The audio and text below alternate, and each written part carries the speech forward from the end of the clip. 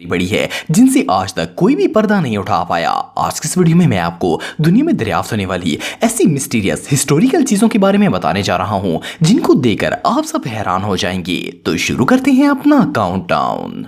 Monk statue. दोस्तों आप में से मोस्टली लोग ये बात जानते होंगे कि चाइना के अंदर बहुत से एंशिएंट टेंपल्स मौजूद हैं, लेकिन इन टेंपल्स के अंदर आज तक ऐसी स्ट्रेंज चीज नहीं मिली जो कि इस टेंपल से मिली थी। 2013 में चाइना के एक टेंपल ऑफ वैट ट्रिमेट से एक मोंक के स्टैचू को कहीं और शिफ्ट किया जा रहा था, लेकिन इसके दौरान टेंपल की एडमिनिस्ट्रेशन को इसके अंदर कुछ अनयूजुअल चीज नजर आई। इन्होंने इसकी जांच पड़ताल के लिए फौरन रिसर्चर्स को बुलवा लिया।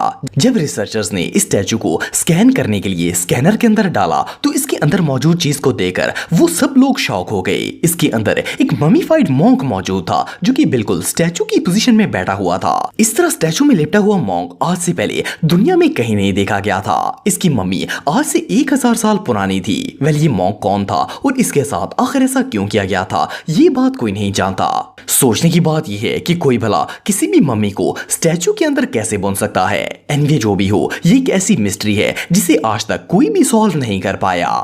Copper scroll treasure. दोस्तों ये बात तो हम सब जानते हैं कि इंसान की नेचर तजस्सुस से भरी हुई है, इसीलिए वो हमेशा कदीम जमाने के लोगों और इनकी तहजीबों के बारे में खोज लगाता ही रहता है। लेकिन 1952 में इसराइल के अंदर एक ऐसी खोज की गई थी जिसे सुनकर आप हैरान हो जाएंगे। इसराइल में मौजूद कुमरान केव्स हिस्टोरिकल लिहाज से बहुत ज्यादा फेमस हैं। 1952 में कुछ आर्कियोलॉजिस्ट इन केव्स के अंदर रिसर्च के लिए गए हुए थे। इन्हें वहां पर कॉपर की दो बड़ी बड़ी प्लेट्स नजर आई। इन्हें देखकर ऐसा लगता था जैसे ये बहुत ही ज्यादा पुरानी हो। जब इन्होंने गौर से देखा तो इसके ऊपर अजीबोगरीब राइटिंग में कुछ लिखा हुआ था। ये इन प्लेट्स को अपनी लैब में ले आए। जब इन पर रिसर्च की गई तो पता चला कि ये कॉपर प्लेट्स नहीं बल्कि एंशिएंट लेटर्स हैं। आमतौर पर इन्हें लेदर या पेपर पर लिखा जाता था, लेकिन ये लेटर मेटल के ऊपर लिखे हुए थे। आर्कियोलॉजिस्ट इन्हें देखकर शॉक हो गए थे। इन्हें समझ नहीं आ रही थी कि आखिर इन लेटर्स के ऊपर कदीम जमाने के लोग ऐसा क्या लिखना चाहते थे कि इन्होंने कागज की बजाय मेटल का इंतखाब किया था। इवन कि इन्हें वो लिखाई भी समझ नहीं आ रही थी कि इसमें आखिर लिखा क्या है। वेल ये लेटर किस बारे में लिखे थे ये बात तो पता नहीं है, लेकिन ये डिस्कवरी वाकई में बहुत मिस्टीरियस थी।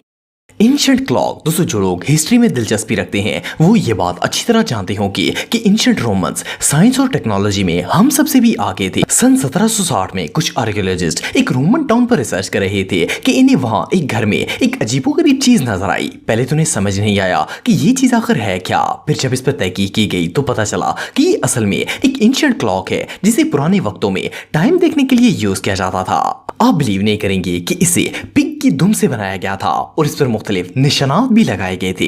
ये असल में एक सन क्लॉक थी। इसे एक तार से बांधकर सूरज के सामने लटका दिया जाता था और फिर जैसे जैसे इस पर सूरज की रोशनी गिरती थी वैसे वैसे वक्त का पता चलता था। इसके बाद आसार कदीमा के माहिर पार्सलो ने इसे रिक्रिएट करके इसे एक 3D क्लॉक में बदल दिया था। बहरहाल जो भी हो, रोमन्स की ये टेक्नोलॉजी आज भी काबिल इस्तेमाल है।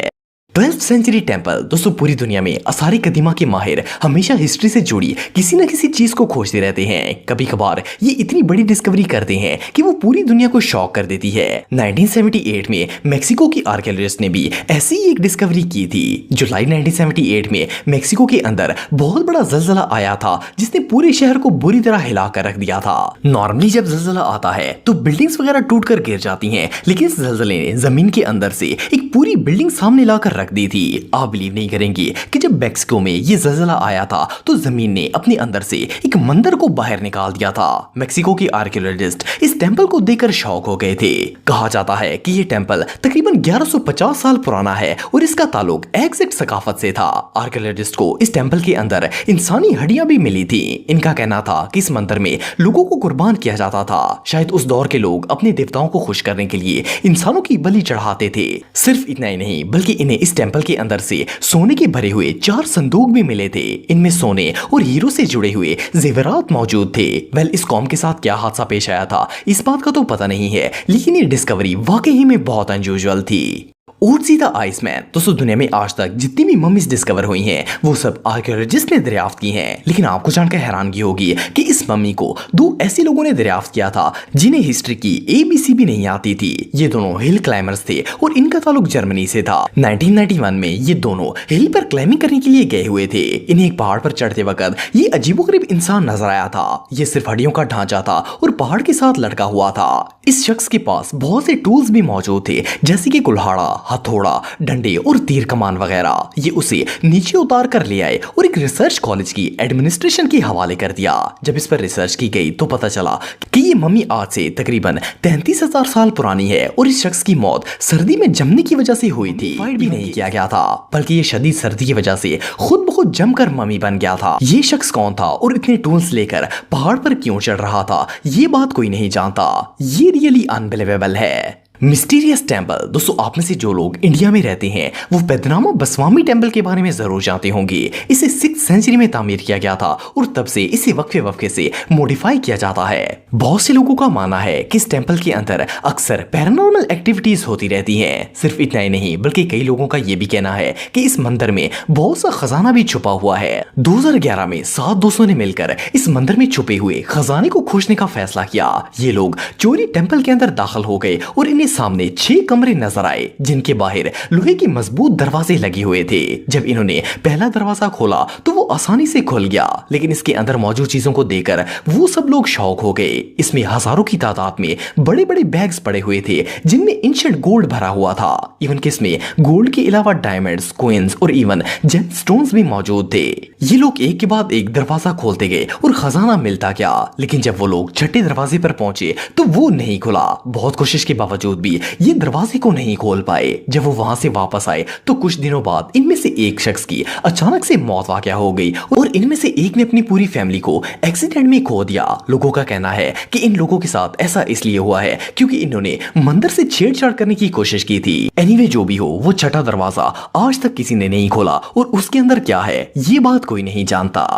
Valley of Wales. दोस्तों आप में से मोस्टली लोग ये बात जानते होंगे कि आज तक दुनिया में जितनी भी एंशिएंट डिस्कवरीज की गई हैं इनमें से ज्यादातर इजिप्ट से हैं। लेकिन 20th सेंचुरी में इजिप्ट के अंदर एक ऐसी डिस्कवरी की गई थी जिसने पूरी दुनिया के आर्कियोलॉजिस्ट्स को हैरत में डाल दिया था। सन 2000 में इजिप्ट के जनूबी सहरा में लोगों को अजीबोगरीब हड्डियां देखने को मिली थी। ये तादाद में काफी ज्यादा थी, लेकिन किसी को समझ ही नहीं आ रहा था कि ये हड्डियां आखिर किस चीज की हैं। लेकिन जब रिसर्चर्स और आर्कियोलॉजिस्ट ने मिलकर इन बोन्स पर रिसर्च की तो पता चला कि ये हड्डियां व्हेल मछली की हैं। लेकिन शॉकिंग बात यह है कि आखिर मछली सहरा में किस तरह आ सकती है। और इससे भी ज्यादा हैरानगी की बात यह है कि ये कोई एक दो नहीं बल्कि दर्जनों के हिसाब से मछलियां थी। हालांकि ये सहरा था और दूर दूर तक पानी का नामो निशान तक नहीं था। फिर इतनी ज्यादा व्हेल मछलियां यहाँ पर कैसे आ सकती हैं? वेल जब इस जगह पर और बोन्स पर डीप रिसर्च की गई तो पता चला कि ये हड्डियां 20 लाख साल पुरानी हैं और जिस जगह से ये हड्डियां मिली थी वहां कई सदियों पहले समंदर हुआ करता था, लेकिन अब ये खुश होकर सहरा में कन्वर्ट हो गया था। मजे की बात यह है कि मिस्र में रहने वाले लोग इस जगह को कर्स्ड प्लेस समझते हैं और इन्हें लगता है कि इस जगह जाने से इनका बुरा हो जाएगा। बहरहाल जो भी हो, एक ही जगह पर मछलियों की इतनी ज्यादा तादाद का मिलना किसी मिस्ट्री से